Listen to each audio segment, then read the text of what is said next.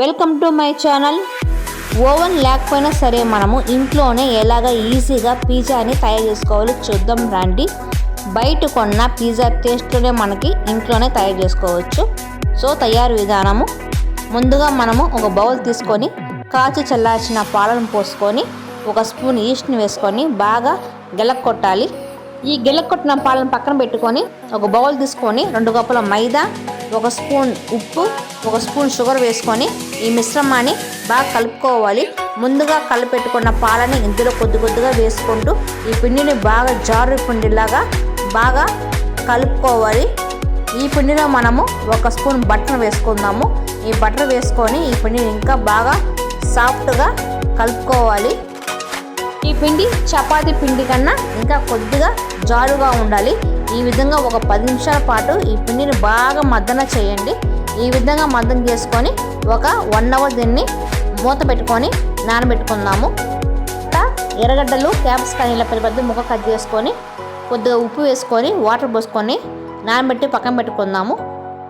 పన్నీర్ని చిన్న ముక్కలు కట్ చేసుకొని కొద్దిగా పెప్పర్, కొద్దిగా సాల్ట్, కొద్దిగా కారం, నూనె వేసుకొని ఈ మిశ్రమాన్ని బాగా కలుపెట్టుకొని పక్కన పెట్టుకుందాము.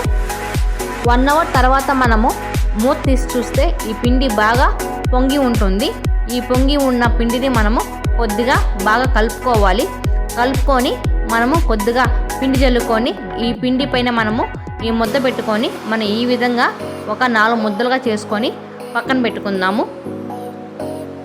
ఇలాగా ఈ ముద్దల్ని మనము ఒక గిన్నెలో పెట్టుకొని పక్కన పెట్టుకుందాము. కొద్దిగా పిండి చల్లుకొని ఈ ముద్దను తీసుకొని చపాతీ కన్నా కొద్దిగా మందంగా చేసుకోవాలి. ఈ విధంగా మందంగా చేసుకొని ఇలాంటి బౌల్ తీసుకొని మనము షేప్ కోసము ఈ విధంగా పెట్టుకొని రౌండ్గా మనం కట్ చేసుకుంటే మనకి షేప్ కరెక్ట్గా వస్తుంది. ముందుగా రౌండ్గా చేసి పెట్టుకున్న పిజ్జాలో మనము చుట్టుపక్కల ఈ విధంగా వాటర్తో తడుపుకొని రౌండ్ షేప్ చేసుకోండి. మీకు ఏ షేప్ కావాలంటే అది షేప్ చేసుకోండి. తర్వాత మనము మ్యాగీ స్పూన్ పెట్టి మధ్యలో హోల్లా పెట్టుకోవాలి. ఈ విధంగా పెట్టుకోవడం వల్ల పిండి పొంగకుండా ఉంటుంది. తర్వాత చుట్టుపక్కల ఈ విధంగా మీరు ప్రెస్ చేసుకోండి, షేప్ వస్తుంది. స్టవ్ ఆన్ చేసుకొని కడాయి పెట్టుకొని ఆ కడాయి పైన ముందుగా మనం చేసుకున్న పిజ్జాని పెట్టుకొని ఒక 10 నిమిషాల తర్వాత ఈ విధంగా తీసి ఈ పిజ్జాని బాగా చల్లార్చండి. చల్లారిన తర్వాత ఈ పిజ్జా పైన పిజ్జా సాస్ని అప్లై చేయాలి. సాస్ని అప్లై చేసి ముందుగా కట్ చేసుకున్న క్యాప్సికమ్, ఆనియన్ని ఇందులో పెట్టుకోవాలి. తర్వాత కొద్దిగా చిల్లీ ఫ్లేక్స్ని యాడ్ చేసుకోవాలి. ముందుగా నానబెట్టుకున్న పన్నీర్ ముక్కలని ఇందులో పెట్టుకోవాలి. ముందుగా మనం తురుము పెట్టుకున్న చీజ్ని ఇందులో వేసుకుందాము.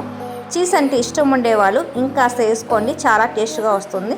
సో తర్వాత మనము స్టవ్ ఆన్ చేసుకొని కడాయి పెట్టుకొని కొద్దిగా ఆయిల్ వేసి ఆయిల్ని స్ప్రెడ్ చేసుకున్న తర్వాత ముందుగా మనము తయారు చేసి పెట్టుకున్న పిజ్జాని ఇందులో పెట్టుకొని మూత పెట్టుకొని కనీసం 30 మినిట్స్ అయినా మనము దీన్ని బాగా కుక్ అయ్యే విధంగా మనము కుక్ చేసుకుందాము. 30 మినిట్స్ తర్వాత చూడండి ఎంతో టేస్టీగా ఉండే పిజ్జా తయారైపోయింది. ఈ విధంగా తయారైన పిజ్జా పైన కొద్దిగా చిల్లీ ఫ్లేక్స్ని అప్లై చేసుకోండి. ఎంతో టేస్టీగా ఉండే పిజ్జా రెడీ అయిపోయింది. సో ఈ పిజ్జాని మీరు ఇంట్లోనే ఈ విధంగా తయారు చేసుకొని ఒకసారి తిన్నారంటే మళ్ళీ మీరు బయట కొనరు. సో ఈ విధంగా ఒకసారి తయారు చేసుకొని ఎలా ఉందో నాకు కామెంట్లో చెప్పండి. ఈ విధంగా కానీ మన పిజ్జాని ఇంట్లో తయారు చేసుకుంటే చాలా జ్యూసీగా, చాలా టేస్ట్గా వస్తుంది. ఈ పిజ్జాని చిన్నపిల్లలతో పాటు పెద్దవాళ్ళు కూడా చాలా అంటే చాలా ఎంజాయ్ చేస్తారు. సో ఈ వీడియో కానీ మీకు నచ్చినట్లయితే ఒక లైక్ అండ్ సబ్స్క్రైబ్.